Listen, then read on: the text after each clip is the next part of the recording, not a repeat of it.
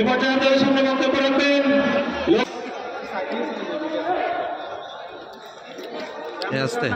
প্রধান অতিথি হিসেবে উপস্থিত আছেন বাংলাদেশ জাতীয়তাবাদী দল লক্ষ্মীপুর মাটি মানুষের নেতা জনাব শহীদউদ্দিন চৌধুরী ভাই। আমাদের দীর্ঘ অভিনন্দন শুভেচ্ছা মোবারকবাদ জানিয়ে আমি আমার বক্তব্য শেষ করলাম। আসসালামু আলাইকুম। এক ব্যক্তির শাসনে কর্তৃত্ববাদ সৃষ্টি, তাহলে এখান থেকে আমরা বের হয়ে যাই। যার কারণে তারেক রহমান নতুন করে এই বাংলাদেশে দ্বিকক্ষ বিশিষ্ট পার্লামেন্টের কথা বলছে।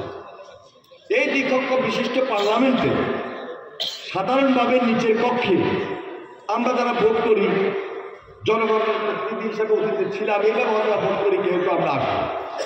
কিন্তু উপর কক্ষে, উচ্চ কক্ষে একটা টিম থাকবে, সে 100 জনের বা 150 জনের। এরা থাকবে শ্রেণীভিত্তিক, এরা এই কৃষকদের প্রতিনিধিরা থাকবে সেখানে, কারণ 5 জন থাকবে, তাহলে 5 জন পার্লামেন্টে কথা বলার সুযোগ আছে।